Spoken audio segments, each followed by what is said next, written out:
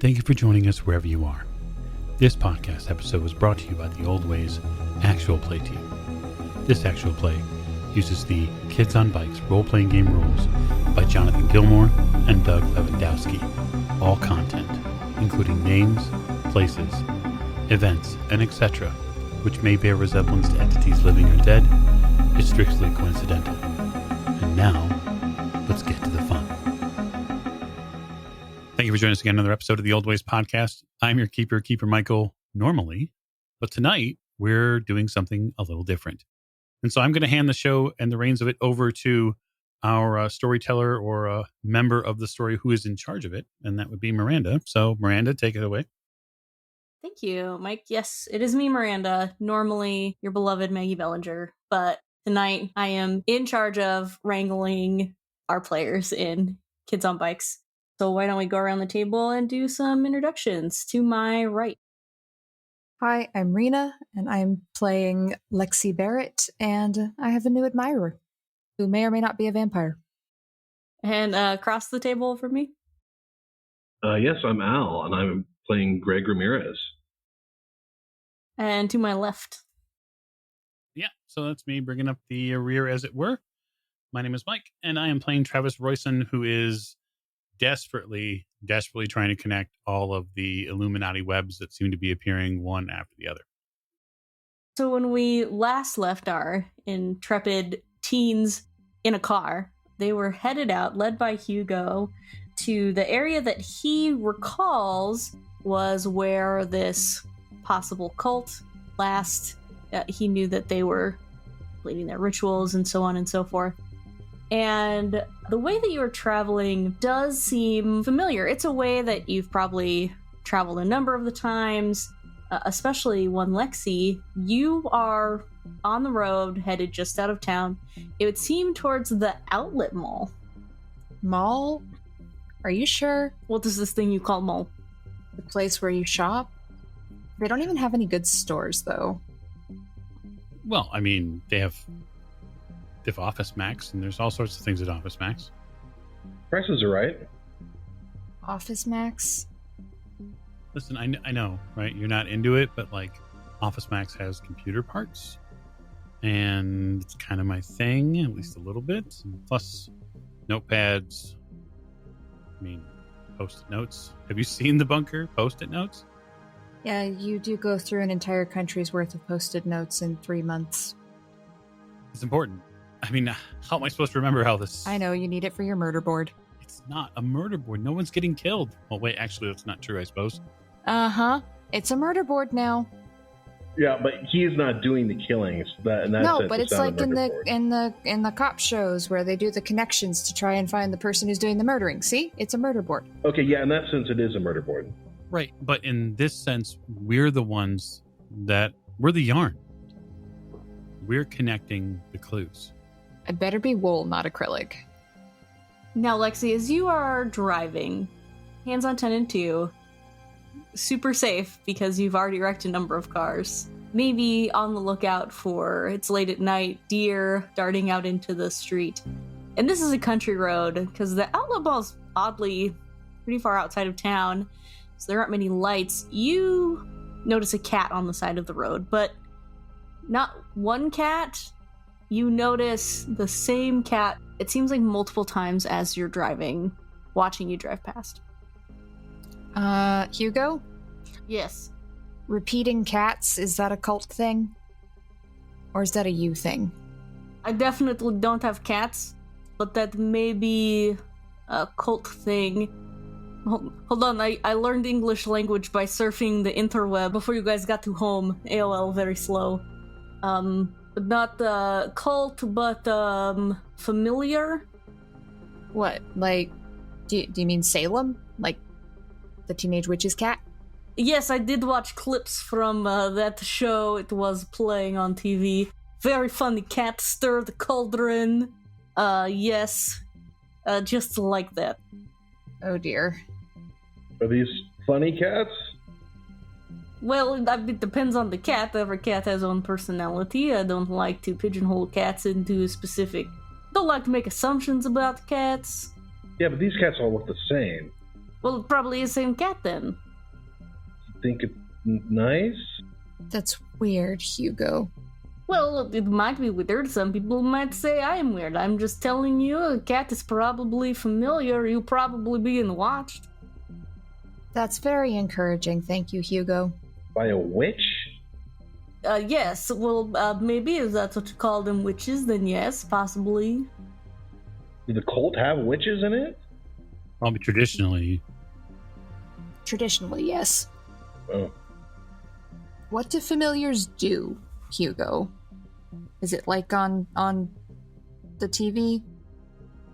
Well, Familiar right now seems to be watching us. Yes, but can it do other things? I need to know if it's going to, like, turn into a dinosaur or explode or something. Oh, no, they don't do explosion or dinosaur things. Hugo, you are so literal. Thank you. I appreciate you saying that. I'm keeping an eye out for cats now, because now my paranoia has been triggered pretty hard, and so now I need to see where the cats are. Yeah, and you do see this same cat with distinct black and white markings seemingly following you, watching you as you drive past. Maybe we should ask the cat for directions. It might be a nice cat. Hugo said some cats are nice, like Salem. Sure, but it's the same cat. Right. Why would we ask a cat for directions? They can't talk. Familiars probably can, right? Like Salem. But that's a TV show, Greg. Well, in not TV shows, usually cats don't show up like this, like repeating. So maybe it can talk. Now, as you're having this discussion about the cats and you're looking out for them and you are slightly distracted, something appears in the road in front of the car, and it's dark out, so you probably wouldn't see it until the headlights hit it. You see in front of you the outline of 3 teenagers. One of them, a very distinct 6'1" female. You see Samantha flanked by one Jessie and one Melody. Now, is this like a slam on the brakes moment? Yeah. It might be. So I'm gonna slam on the brakes. Roll me a flight check. Okay. Which is kind of a measure of your dexterity. Is a D12, which I have not used in a very long time. That is an 11. Okay, yes. So you are able to slam on the brakes just in time, as you have done many times when you were distracted driving, and are able to come to a skidded halt in front of Jessie, Melody, and Samantha. And as your lights show upon them, something doesn't seem right. They seem dirty. Like they're just absolutely covered in dirt, almost as if they have risen from the ground itself. Greg, it's Night of the Living Dead. Holy shit. Oh, shit. Hugo's good at reading people, right? Yeah. I'd like him to be good at reading what's going on here. Boys, friends, those look like your undead friends there. I'm worried they have been sent to interfere with us. Well, we gotta make them, I don't know, not undead, but regular alive. Undead? Yeah.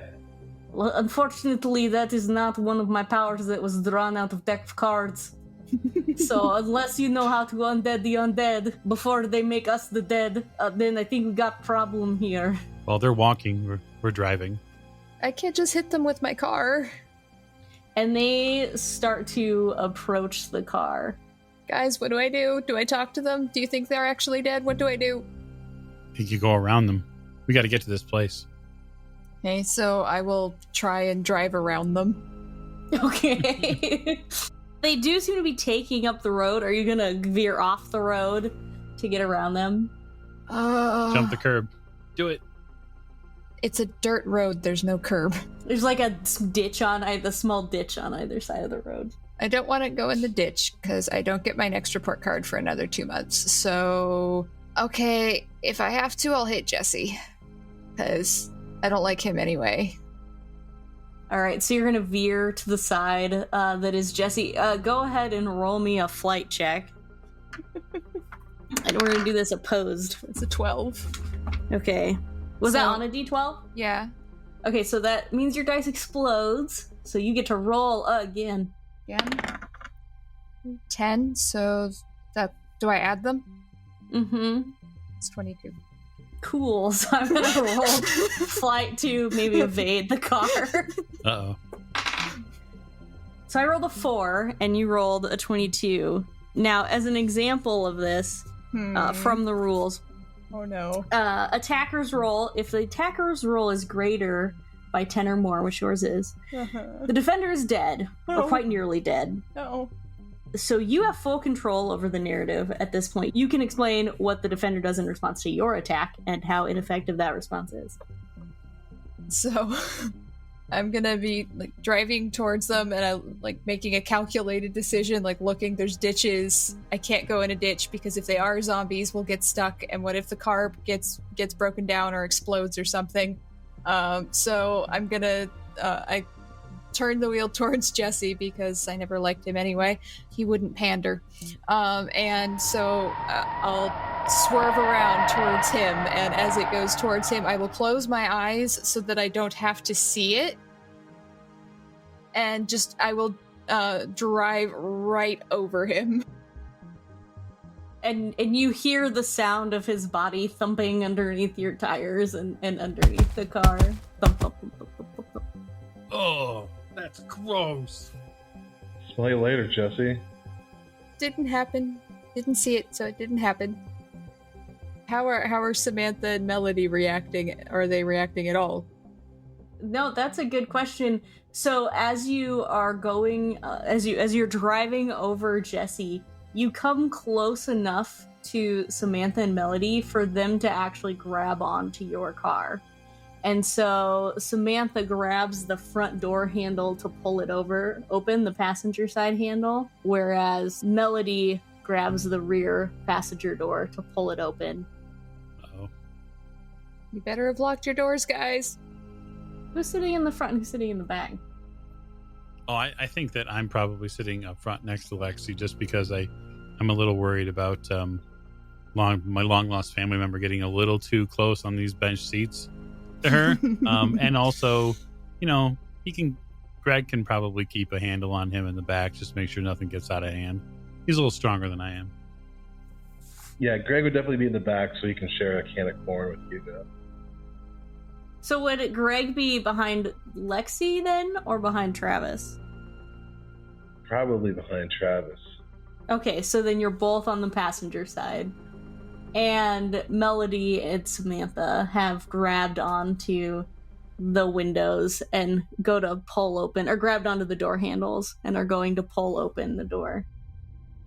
Now, this 80s station wagon did not have automatic locks. Nope. And I somehow doubt that you would have locked the locks, but if you would like to see if you would have locked the locks, we'll call it a grit roll. No, I probably didn't lock it. Yeah, no, I was a teenager in the early to mid 2000s too, so, and in a late 80s station wagon, I would not have locked the doors. So the doors then come open, and Samantha and Melody are reaching in at you, trying to pull you out. I told you they were zombies! We've got a Code Romero! Code Romero! I'm gonna yell at Melody. Melody, no! We're trying to undead you, and we can't do that we have to run over you like Jesse. Get out of here. Is that are you trying to charm your way into letting... I am trying to charm her into letting me do it. Sure, yeah, go ahead and roll your charm. I got a 20. And I rolled another 19. So it's a 39. Well, I also got a 20 on grit. Ooh. and a 4. So tell me how this goes with you charming your way into Melody letting you free. Melody seems to have been taken in an undead way, right? Zombie-like. But the little connection she had with Greg did kind of like Melody. She seems to recognize as he's speaking to her, and they should share a little connection for a moment before Melody lets go and lets herself tumble off the car. I guess waiting to see what the kids on bikes are going to do next to try and save her. And as she tumbles off the car, a little, like a slip of notebook paper falls out of one of her jacket pockets, and it has a doodle on it that she drew that said Melody plus Greg equals the number 4 ever, because she had a little crush on Greg too. All right, and then Travis, you got Samantha coming in the door at you. I am going to, I guess I'm going to try to, I don't want anything bad to happen to her, but obviously she's in a terrible, terrible way at this point. And it's pretty clear from, at least from the sound of what happened a little bit earlier, it's fairly clear anyway that Jesse is still crunchy. So I can only assume that Sam is also undead and likely a little crunchy if we get him under the wheels. So I'll push back on the door here, just to. I know she's trying to get in. So basically, what I'm going to try to do is force the door out and then force the door back in. Like if it's a station wagon, it's probably got either like the big bulky handle at the bottom, or it's got like this long like leather strap. Yeah. That's attached to the door. So I've got hopefully something to pull on. Because really, what I want to do is I want to make sure that my friends stay protected. So are you trying to then knock her kind of? Yeah. Try to knock her loose a little bit. Mm-hmm. I'm hoping with the speed we're going at, that sort of thing. Yeah, we'll call that a fight roll. All right. D12. So that is a 9 plus my 1 is 10. Okay, so I rolled a 1 against your 10, which is, luckily, that's only greater by 9. So the defender is badly hurt, they're unconscious, or will be badly concussed when they wake up. Something like, the bone is, like, they get hurt to a point where they're not dead, but they're incapacitated. So when she does break loose the door, then she collapses a bit under the car, and it's probably those long volleyball player legs that get trapped under the back wheels for just a second as we continue our forward momentum. And as you look back in the side view mirror, she's kind of dragging herself along, but with her legs being a little crushed, she cannot keep up with you. As you head on towards the mall. Damn it. She'll never make state like this. Not even zombie state. I don't know what I'm saying, guys. I just ran over somebody, but he was dead already. Well, then he wasn't a he. He was dead already. So I don't even know what I'm saying. That's so weird. And we don't even know if we can make them undead, because they're already dead, then they're made undead, and we have to make them undead again. So I don't know. Just don't worry about it right now. Maybe they're only mostly dead. Yeah. Right. Which is slightly alive. We'll figure it out. But there's a difference between mostly dead and all dead. Right. So, okay. Keep going, I guess. And I'm just gonna drive through any more zombies if we see them. Yes, I do believe that would be best course of action. You're really helpful, Hugo. Oh, you're welcome, and thank you for the compliment. I really appreciate it. Okay, yeah, so you just go up here and take the next right, and then you see those, there's a glowing in the distance. I believe it's coming from the glowing. And you know that glowing to be the walkway lights at the local outlet mall. Ooh. Are you sure there's a cult here? I mean, are they hiding out in the local Oshkosh? Like, wait, have you ever been to the Gap store? The Gap is a cult, right? Well, by gosh, I don't know what this Oshkosh thing is, but no, this is just general area where they used to. Like I said, it was a long time ago. It could be that they have put something else here. This is where they have a dollar store. It's where you go get groceries.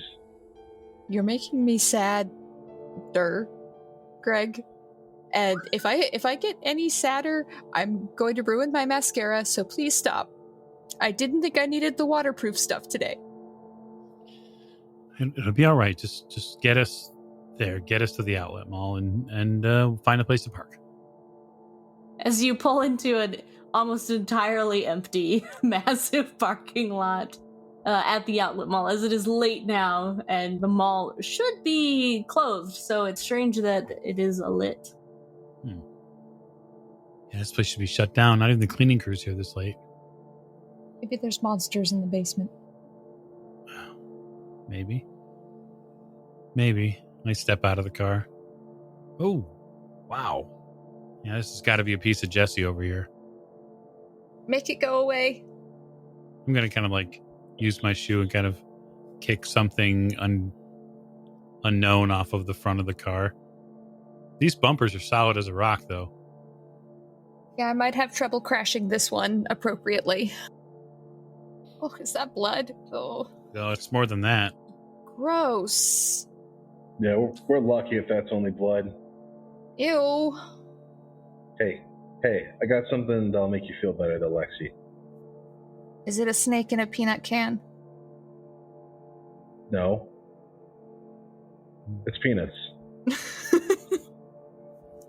You know I'm allergic. Just open it. I know what you're doing. Just open it. And I know you're trying to make me feel better. So I, trying not to cry and ruin my mascara, I hold the can away and open it. Yeah, a little thing pops out and flies in Lexi's face.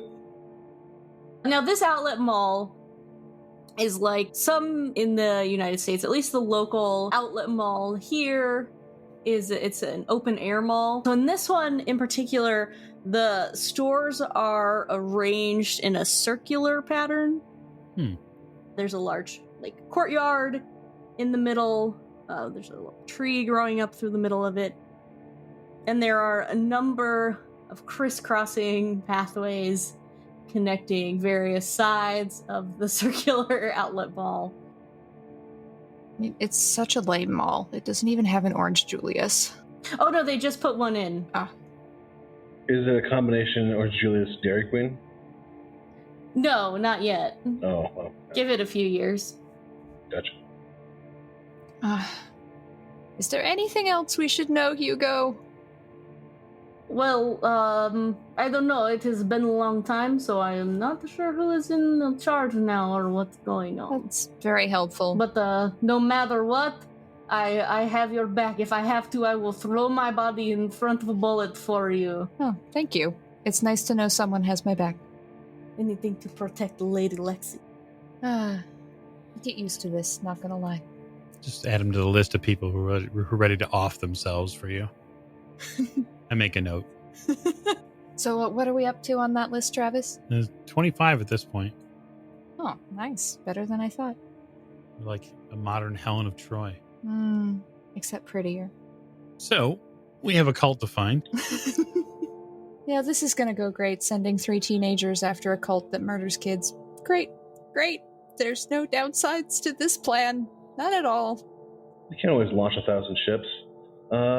Man, dollar store, Oshkosh. Just we go check it out. Anyone got a giant wooden horse that we could just wheel in there? No, but come to think of it, there is probably one of the garbage bins around here that has those wheels on the bottom. We could just remove the bags and then cart people around in that. I'm not getting in a wheelie bin. Why? Did you see what I'm wearing? This is Ralph Lauren.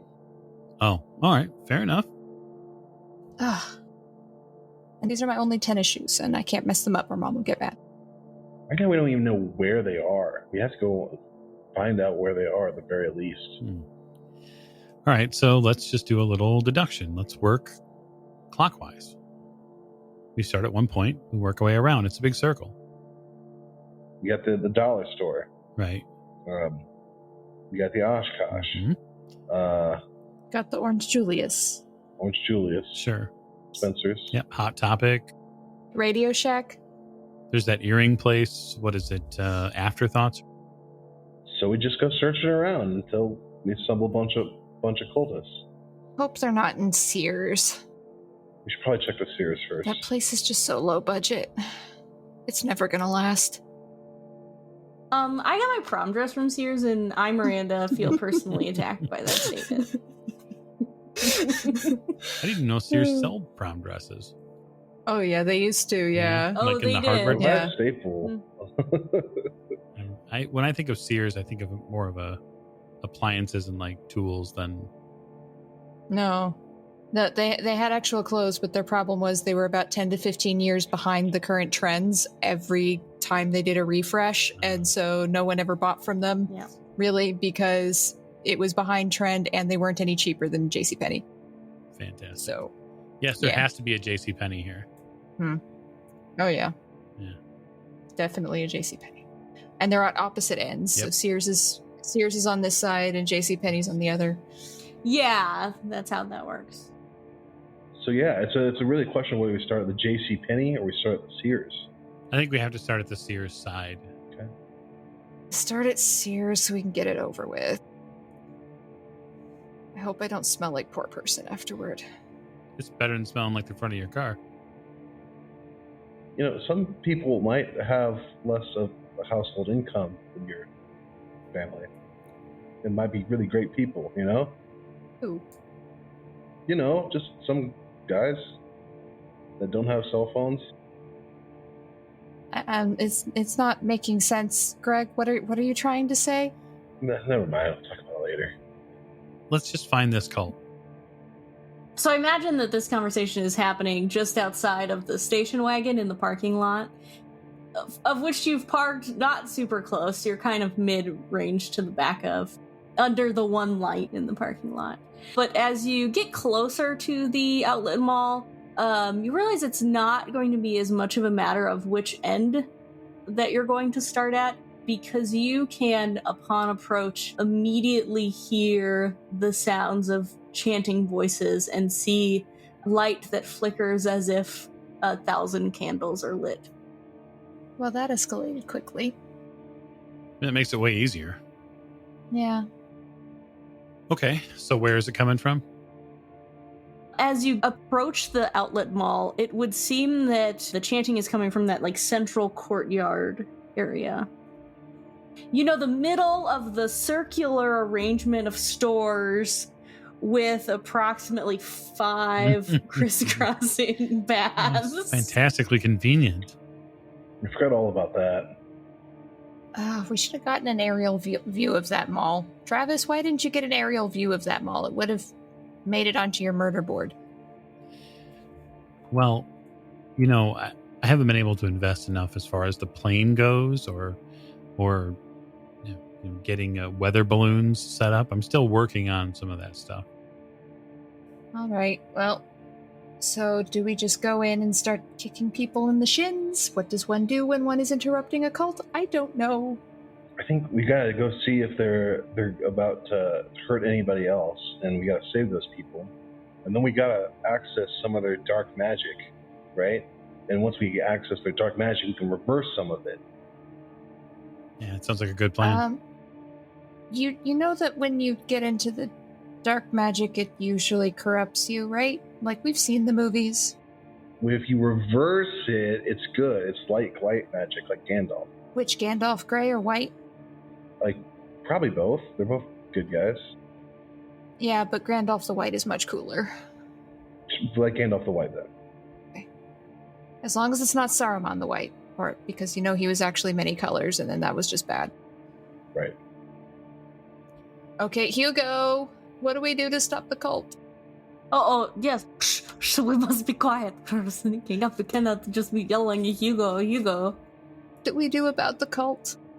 I don't know. Also, why is your name Hugo? Were you reading Les Miserables when you were trapped in there for 250 years? It would probably take you that long to get through the book. Well, yeah, I mean, it has good reread value, some would say, but neither here nor there. Well, we'll talk about the sewer systems of Paris later. How do we stop a cult? Oh, I don't know that.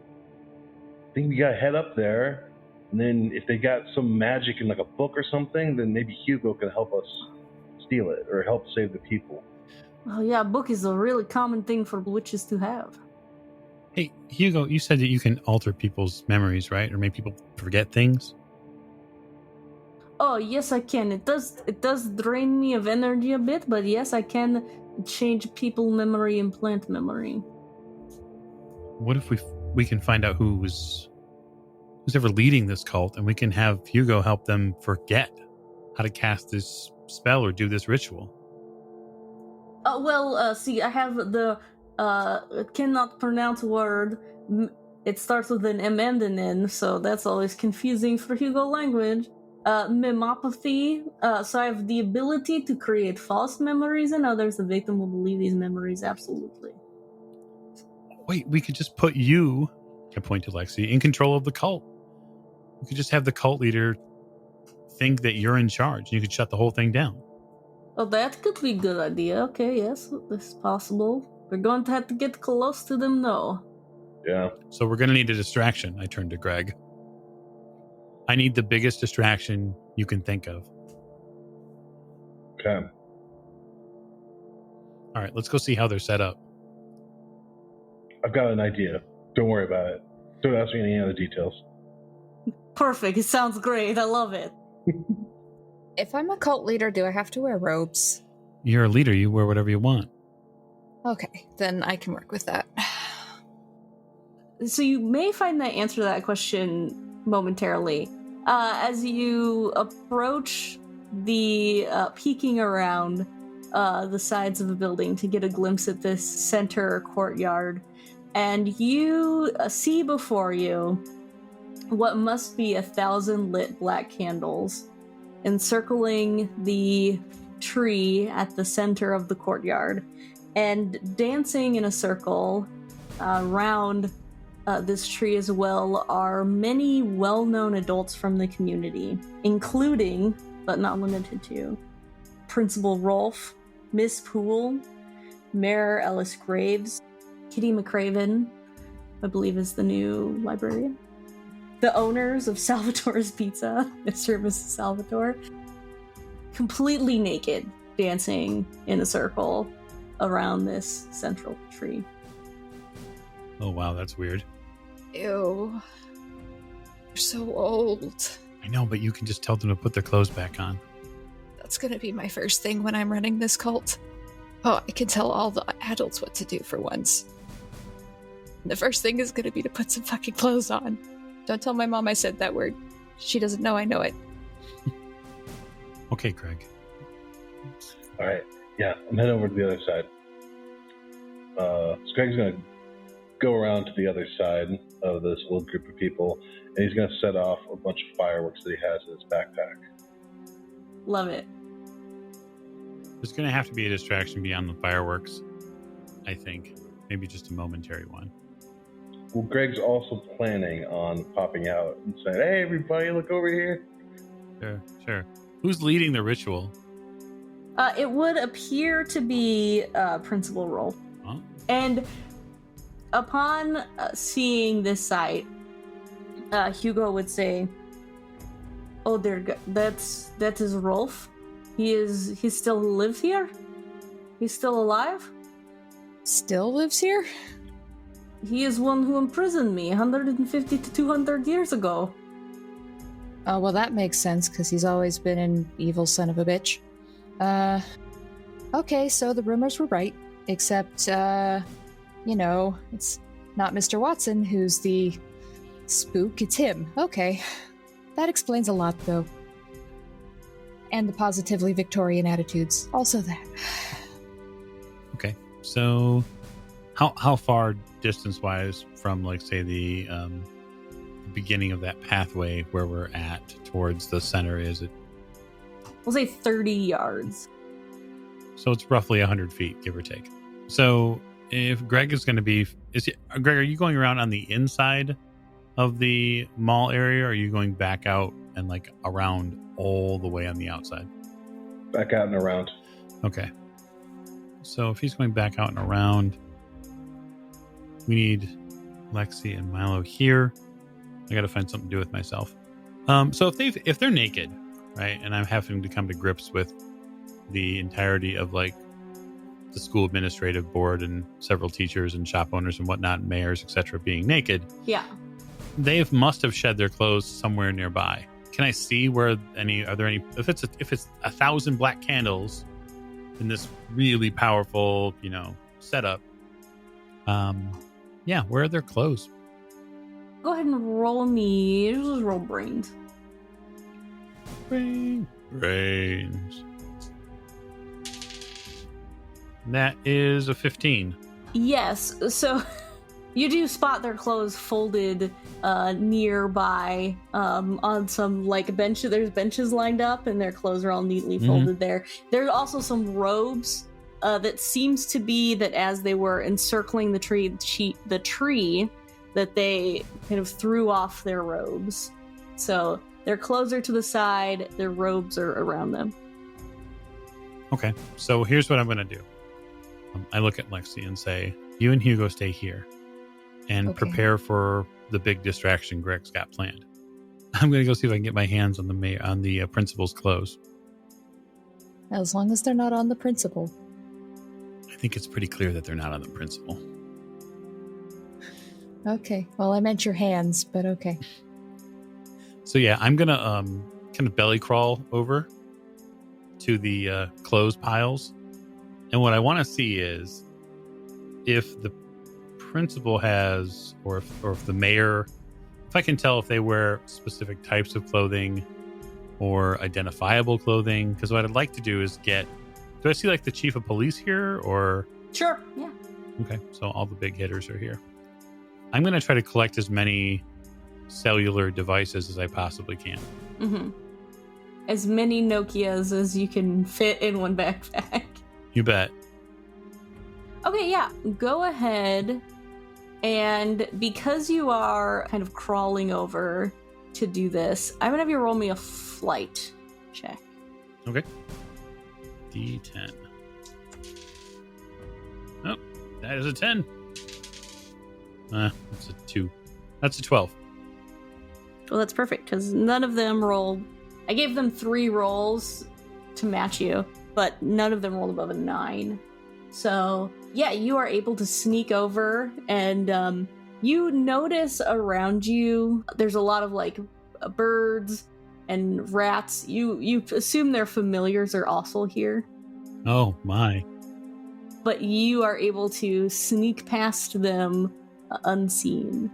Nice. And are pulling Nokia phones out of clothes piles. So what I'm going to do basically is, because I would imagine anyway that Travis is the sort of person who's got contact information, research information in his memory banks. And if it's all local folks here who are caught up in this, I think what Greg is going to do is he's going to he's not going to call 911 because obviously if the chief of police is here, they'll just disregard it. So what he'll do is he'll go higher up on the food chain and he'll call the state or federal people, and he's just going to dial their numbers from the phones and basically war dial or prank call them from this location geographically, knowing that because of course they have satellites in space, they can triangulate his location. And so he's betting on the system that he is constantly concerned about acting for him rather than him having to fight it. Okay, cool. Yeah, we'll roll a grit for that. Grit. That's a D8. That is a 6. That may come into play later, depending on how the scenario goes. Awesome. Cool. That's what I'm doing. So as you are over grabbing cell phones, Travis has snuck off to do his big distraction. What's Lexi doing with Hugo? Greg moved. Oh yeah, to sorry. get the Greg went to distraction. do the distraction. Travis is. So your names are so generic. You would think it's easier to tell generic names apart, but I just have generic name 1, generic name 2 in my It's head. okay. Okay. Okay, so how close do you have to be, Hugo, to change memories? Oh, pretty close. I have to touch them. Huh. Have to touch all of them to make them think that I'm the cult leader? Yes, also, if you don't remember, I can refresh memory. I have 8 power tokens, and it will take 2d4 to change a memory or to implant a memory. The power tokens, that's how that is how I describe my stamina level. Just need the leader. We need the leader and say, you back off, right? Maybe we can get the principal's the one who locked you up, though. Yes, he's a very powerful warlock. So it might be hard for you to change his memory, huh? Well, I don't know. We could see. I do have special power to do it. And last time he had upper hand because he was paying me, so I did not see it coming. I'll see, that was your first mistake. Yes. Now Never I know. trust the customer, that's what my Trust dad no says. one. Oh yeah, that's the same. Well, you can trust me, Hugo. Oh, I know. I can trust you until the end, Lexi. Yes, Lexi and Hugo, we're going to defeat this. Okay. So, Even if Greg and Travis have to die, Lexi and Hugo will come out on the top in the end. who's on top? Well, hey, okay, it's been like 150 years for me, so we're gonna have to Okay. take it slow. Also, we're both 16 and I don't feel comfortable with this. Well, you're 16. I'm like 200 years old. The people frown upon that in society. I don't know. I don't know what the age of consent is in New Jersey in 2003. It was probably 16, to be honest. Okay. So we can't change all their minds, but we need to maybe change his mind. But does the tree have anything to do with this? They're all dancing around this tree. If we destroy the tree, does it stop? Well, possibly, I don't know. Sacred ancient tree, it could be housing their power. Was the tree here when you were here last time? Yeah, tree very old, but the trees do that. But were they dancing around the tree and stuff last time? Oh, yeah, for sure. Well, maybe we just need to kill the principal. Yeah, that's cool. We can do that too. He is immune to my charms. We need a new principal anyway. Can't imagine how anyone would be immune to Lexi's charms. I know, right? That's how I knew he was evil. Okay, so maybe we try implanting a memory, and if that doesn't work, we kill him. How are you at breaking necks? I am like a pretty strong, I think. I mean, I've been asleep for a while, but that corn is really picking me up. You like corn, huh? Oh yeah, sure do. Well, so far that's the only food that you have fed me is that massive can of corn. If presented with other options, possibly an orange Julius, I would like that even more. See, the problem is someone once told Greg that he was corny, and so he decided that he had to eat a bunch of corn to live up to that, because then it would literally be corny, and so... You get that you are what you eat, yeah. Yeah. It does make sense. Does it? For him, it does. Okay. Well, I'll get you an orange Julius, Hugo, if we make this work. Oh, that'd be perfect. Okay. So we're going to, step 1, try to do the memory thing. Step 2, that don't work, us we'll snap his neck. And then we'll just say, fuck it, forget about everyone else in the meantime. Or destroy the tree? We're just gonna run in charge. Okay, the tree is number 3. There's like 1,000 candles around here. That seems like pretty poor planning on their part.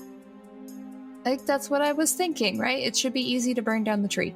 So, but they're gonna make a distraction for us, right? Yes, that's happening. So, when there's a distraction, we swoop in. So we're not forgetting about them. We're using their plan. Oh, yes, okay, yes, that sounds good. Okay, we'll do that. Greg makes a distraction. We slip in, grab the principal evil face over there, and you do your special power things. Yes, perfect. Okay, the time is right. We will strike. Oh my God, Lexi. Is that fireworks going off over there, or is that just the chemistry between us right now? I mean, it could be both. Your accent is growing on me. Is that... that might be the distraction. Hey, butthead! And as you say this and the fireworks are going off, everyone in this circle stops their dancing and turns to look at you. And roll me... We'll say... we'll call it charm. Alright. 15. Yeah, so you can pull off... we'll say, you come out, you yell, "Hey, buttheads." And Principal Rolf looks directly at you, and you guys make eye contact, and he is butt naked. You see everything. But as you make eye contact, he kind of gestures his head towards you, and I would say about half of the adults around this circle take off in a dead sprint towards you. Oh no, the immediate consequences of my actions. It's time for Greg to run. Awesome. Yeah, roll me a flight check. 7. So you take off running, and you can't see behind you. If you want to, you can look behind you, but if you don't, the camera in this film in my head will catch just the flopping, the sheer flopping of the naked adults chasing you. Gonna try and circle back around and rejoin my friends, Okay. who are hopefully having a lot of success right now. Yes, lead the mob to them. The rest of the group, you see the fireworks, you hear Greg shout out, and you see about half of these people take off towards him in all of their naked glory. I see the floppening. Is that what you're saying? Yes, the floppening, yes. I stand up because what I think now we need is to distract some of the other people who are here, because I want to completely pave the way for the complete takeover of this cult by my friend Lexi. I stand up and I put up one of the phones I put my phone to my ear in an almost caricature of a gesture and say, "Yeah, CNN, you won't believe this." Okay. What goal are you trying to accomplish with that? I am trying to... Yeah, I'm trying to anger a bunch of parents, which, quite frankly, I should be really good at. Yeah, you should. So you can go ahead and roll. For you, we'll call it a fight, because they are really, you're kind of going at this head on with them. Sure. Oh, that's a 10, so plus 1 is 11. They, a lot of them know you from the community and from school, and they think you're kind of full of it. But it's enough of a concern. You're one of those kids that's just enough to be dangerous.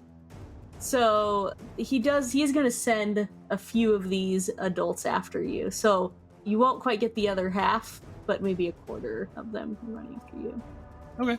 And so we'll say left in the center is Principal Rolf, surrounded by 3, 4, 5, 6 of his closest confidants.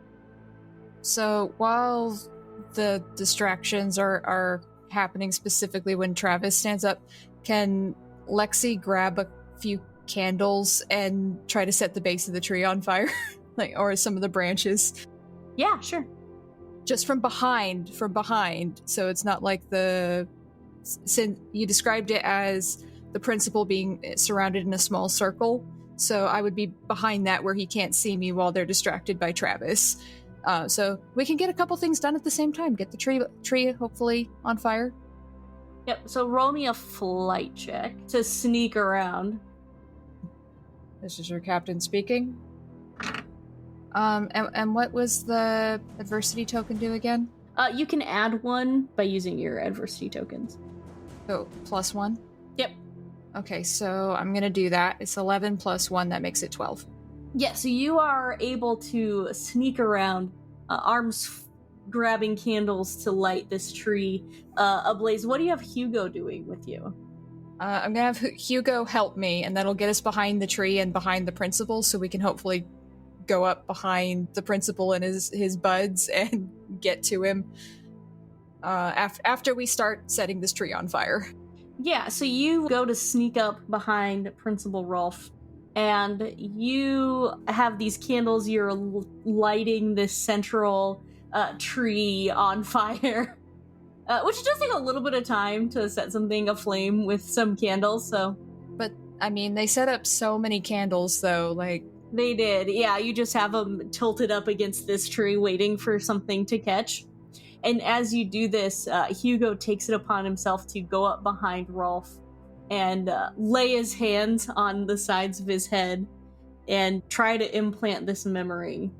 So, since you're kind of controlling Hugo right now, he has 7 points. All right. You have to roll 2d4 to see how many points it'll take for him to implant this memory. Okay. That's a 1 and a 3, so 4 points. Okay, so he places heads on the side of Principal Rolf's head. And what is the memory that you wanted Hugo to place in his head? I want him to have the memory of him training me to be the new leader of this cult, because he's getting tired after so long, and so I'm going to be coming in to take his place, and he's passing his mantle on to me, and we've had this momentous event where he's been training me to do that, and so he's going to have the memory of teaching me how to be a cult leader so that I can take over. Yes. So Hugo, after this, kind of looks weakened by this, because it's taken over half of his power just to implant this one memory. So he lets go of him, and he kind of visibly slumps down a bit. And Rolf turns to face you and puts his hand out and says to you, "Lexi, come, join me by my side, my child. Together, we can shape this town into the idyllic community that we both want." I'll step up to him, and they can't see Hugo, right? Like, they can't see him? No. Okay. So I saunter on up, and I look, and it's like, do they have to be naked, though? That wasn't what we talked about. That's kind of gross. Yes, the tradition is very important to us. But, you know, you're young and in high school, so obviously you don't have to be naked here. I would never impose that on you or ask you to do anything that you didn't feel comfortable doing, Lexi. Because I'm an upstanding citizen. But, I mean, it's very freeing if you ever want to try it. You know, maybe in a few years. Mom says I have to finish college first. Yes, I've been meaning to take care of that mother of yours. What? I just want to cut real quick to Greg, who's being chased by a dozen naked people. And behind you, Greg... They're chasing you, you hear the floppening, and then there's a sudden commotion. And as you look back behind you, you see Mrs. Poole has somehow procured a weapon and has begun defending you, and she looks directly at you and says, "You were right all along. I fucking love the OC. I knew it." We can take him out from the inside. I'll hold him off as long as I can. Thank you, Mrs. Poole. I'm going to run off back to my friends, who are hopefully now in charge of the cult, as far as I know. And if they're not, then we got bigger problems. Okay. You turn back around a corner. You see Lexi standing with the principal by his side. You see Hugo kind of weakened and like leaning up against something behind that. And then you also see a number of people, naked people, chasing your buddy Travis. Okay, so what do we do with this ritual thing? You said I had to see it to understand what you were telling me, and I still don't quite understand what's happening. Oh, well, yes, this is, I guess, your first time attending in person. But you see, we come here, as I taught you previously, we come here to worship and draw the power of the children that we've buried in the grounds here at the Outlet Mall. But why the tree? Oh, well, this is an ancient tree. Like I've said before, rituals. We are a community founded on tradition and ritual. Where's Hugo at this moment as I'm standing next to the principal and trying hard to keep my eyes on his face? I imagine he's kind of resting a bit behind you, but ready to spring into action if you look like you're in danger. So I'm like tilting my head slightly in a neck motion. It's like a breaking fashion. Yeah. Just like I'm considering this. It's like, oh, well, I mean, killing children is kind of a weird thing to do in the modern age. Like, you'd think that cult practice would evolve with the times. Well, Lexi, if the children could merely fall into line, straighten up, demonstrate the values that you and I and the rest of the adults in the community uphold, then we wouldn't have to do away with them. Oh, so it's just the riffraff. Exactly. Unfortunately, like your friend Samantha. Yeah, I mean, we did cheat a lot. Oh, you don't even know the half of it. There were things I doubt she ever told you, so it's unfortunate that we had to kill her, but it's also our means of drawing power so that we can keep the community the way it's been for centuries. Wow, this is a lot of exposition for this ritual moment. Well, I mean, you don't have all of the cultists here. They're all... What are they doing anyway? Yes, I believe they are dealing with those other friends of yours. I hate to break it to you, but we're going to have to kill them as well. Oh, that's sad. I kind of like them. We'll just say this is a good moment for Hugo to try to snap this guy's neck. Hugo will muster up his strength to try and snap a neck here. So the defender rolled higher. So Hugo goes to snap the principal's neck, and he grabs his head, like his chin and the back of his head, as you see in the movies, and goes to pull, and his the principal's head just stays perfectly still.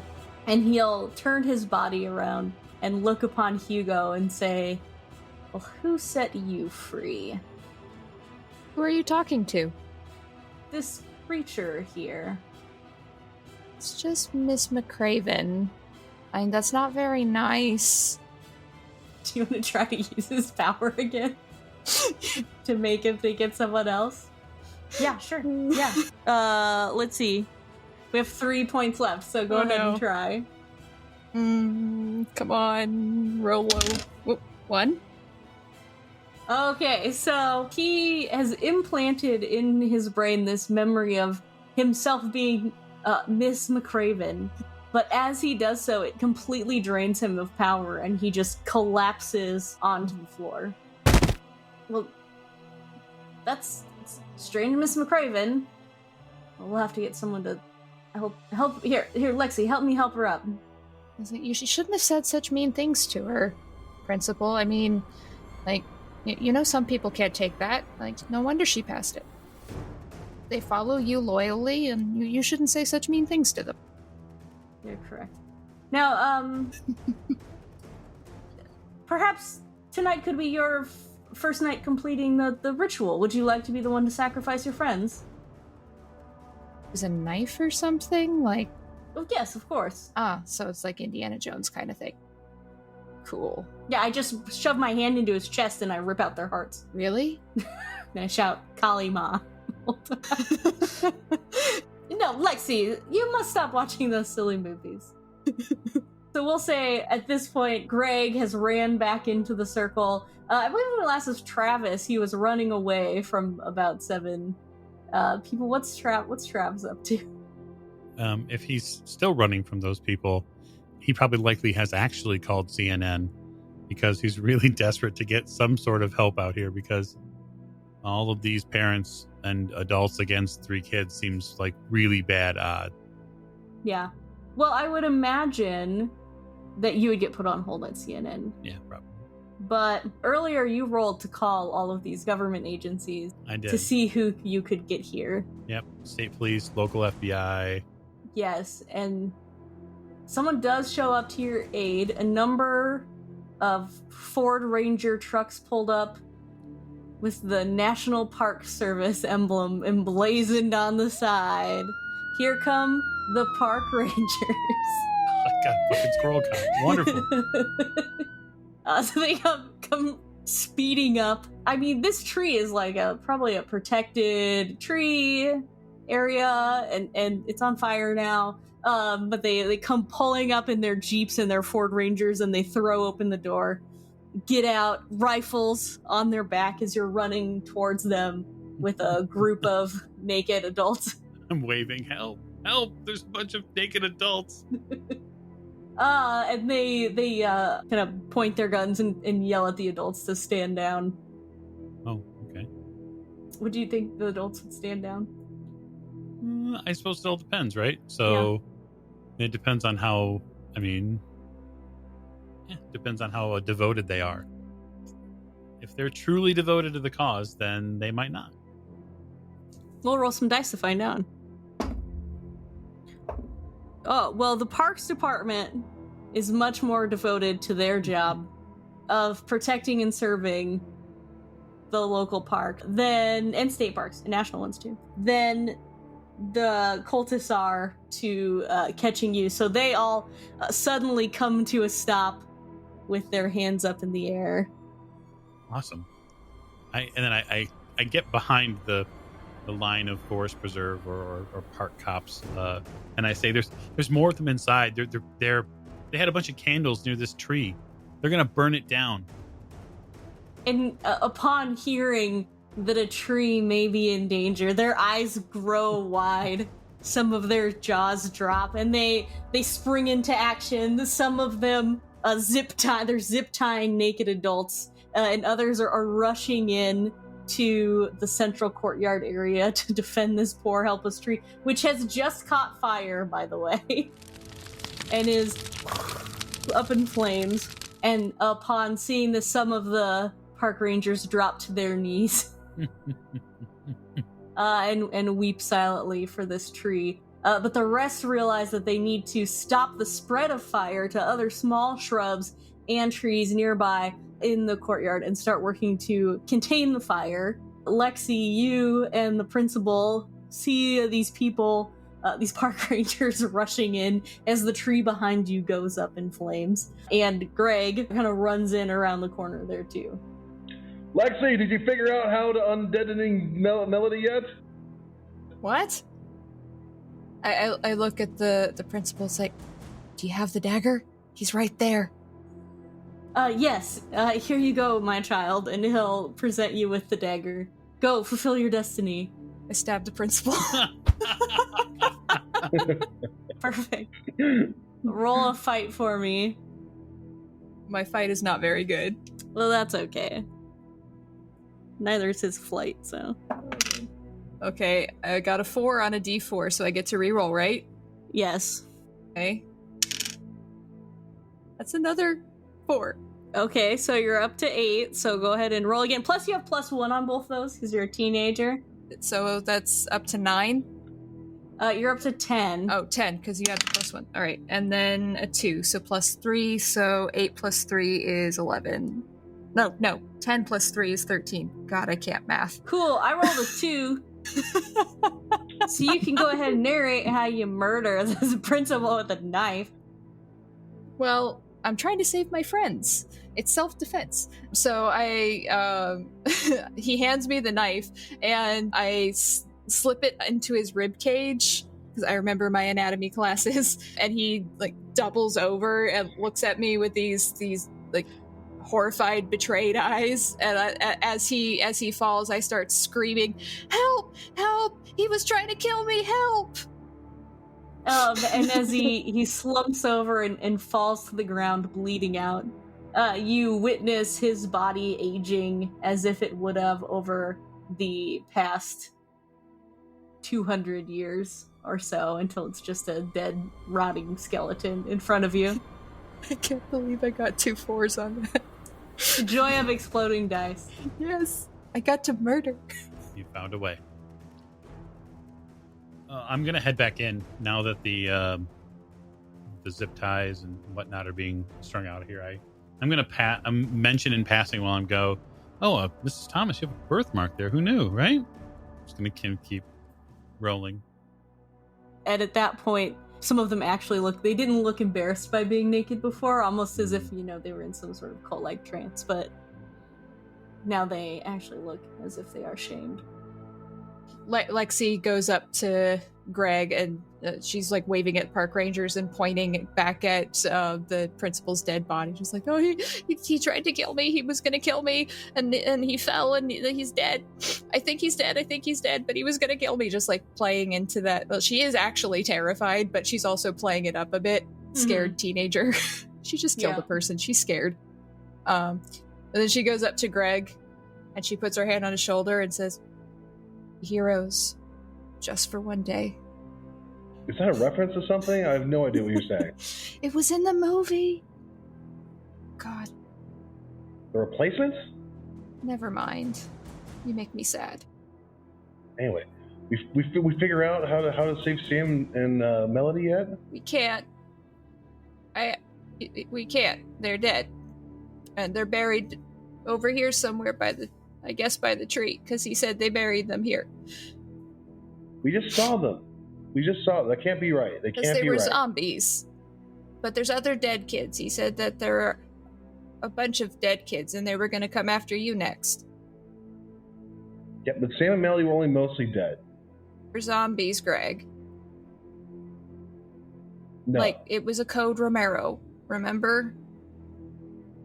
Greg is refusing to accept this. As he starts looking around desperately for some sort of book that he thinks that he'll be able to find, or whatever he can do, just anything he can do to try to bring Melody back. And unfortunately, I don't think Greg finds a way.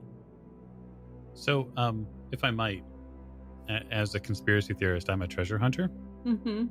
And so I'd like to spend adversity token. Yep. And find the cult's secret book. Okay. Yeah. I'm going to hand it to Lexi. Maybe there's something in here.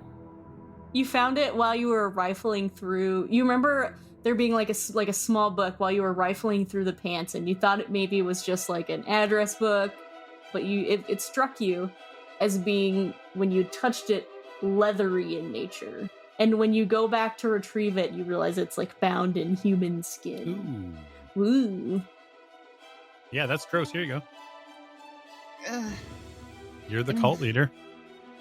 It's not the worst thing tonight. That's right, I am. I don't have much of a cult anymore, but maybe you guys can be my cult now. And I'll start gingerly looking through the book.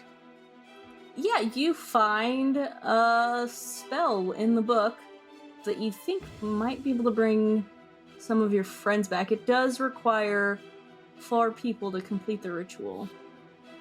And then you hear Hugo gasping for air on the floor as his unconscious body lays nearby. Travis, can you do first aid kind of stuff? I know you got all those kits in your bunker. Do you know how to yeah, do I can that? try to help him out. I guess I'll take out this little like first aid kit from my knapsack. Mm-hmm. And yeah, I don't know. I'll probably try to like wipe his face with alcohol. Yeah. To I don't know. Yeah. Roll me a brains check. That is a 12.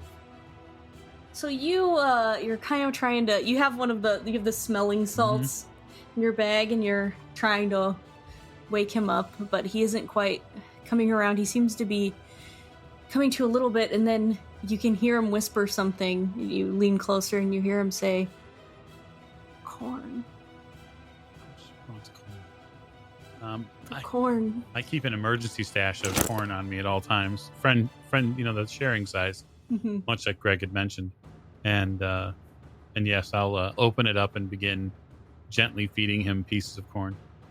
And he feels revitalized. The corn seems to be some sort of source of energy for him as he awakens and comes to as you're feeding him the corn.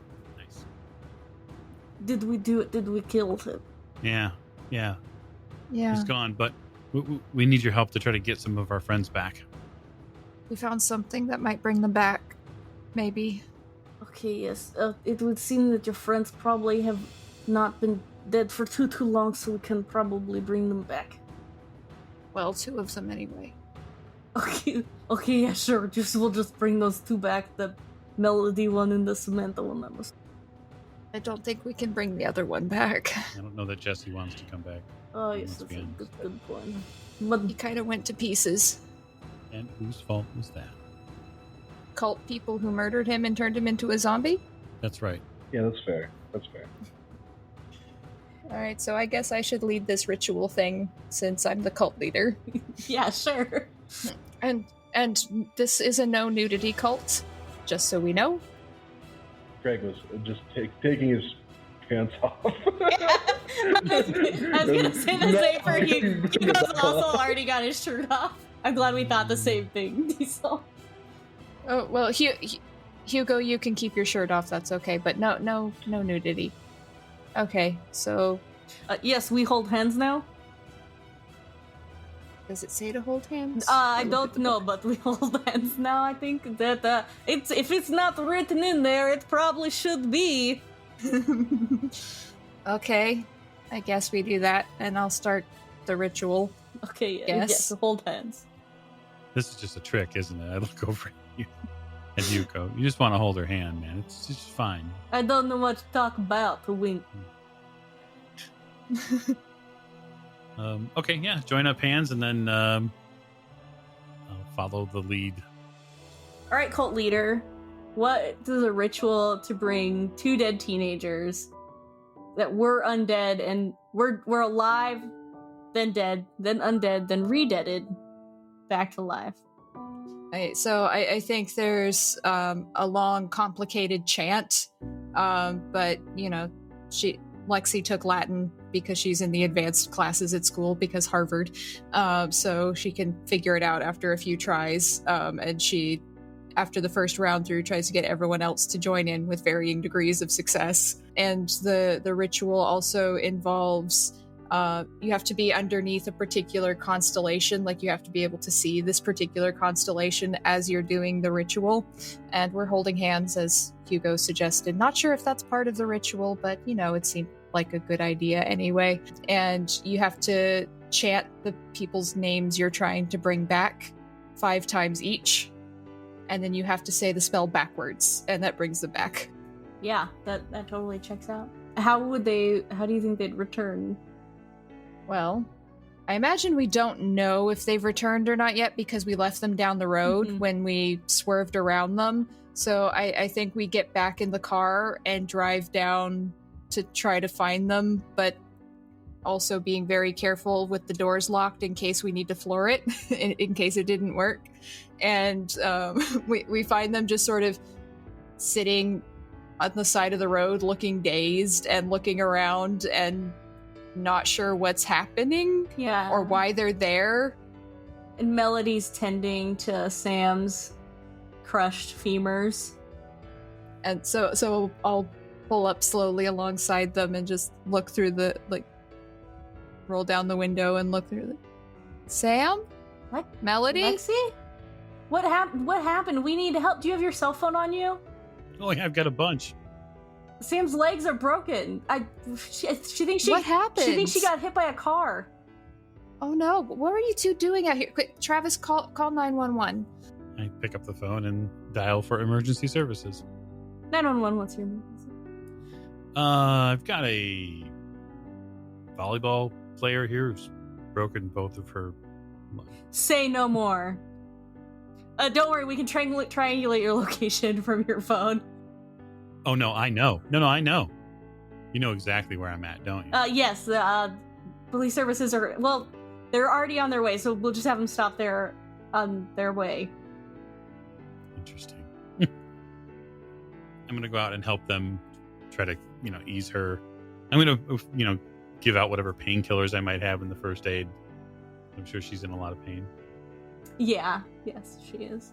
Mm-hmm. And emergency services will arrive after a short while. Oh, by the way, Melody. Greg, is that you? Yeah. Hey, how's it going? A lot has happened since last time I saw you. Yeah, well, it hasn't been that long, has it? We just had class together the other day. I just meant like emotionally. Yeah. I know exactly. Yeah, I know what you mean. Well, so weird seeing you out here. Yeah, I know. Like, so you want to hang out sometime?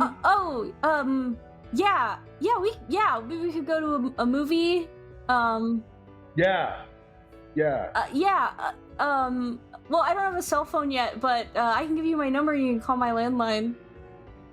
Me neither. I don't have a cell phone either, but yeah, here. And then he's going to pull up a piece of paper that she wrote the note on, because he doesn't have any pieces of paper, and ask her to write it on there. And her face goes just bone white.